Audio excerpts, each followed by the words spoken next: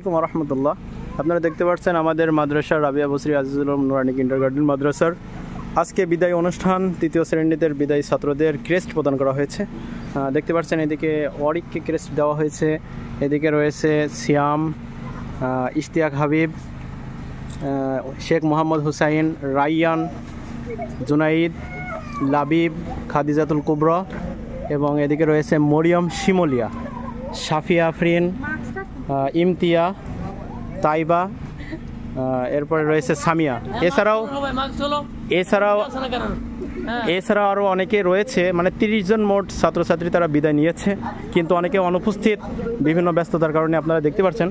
অবশ্যই আপনারা আমাদের মাদ্রাসার জন্য দোয়া করবেন, আমাদের শিক্ষকদের জন্য দোয়া করবেন এবং আপনারা ভর্তির জন্য অবশ্যই যোগাযোগ করবেন। আমাদের মাদ্রাসার নাম্বার দেওয়া থাকবে কমেন্ট বক্সে এবং ডিসক্রিপশন বক্সে, অবশ্যই আপনারা যোগাযোগ করবেন।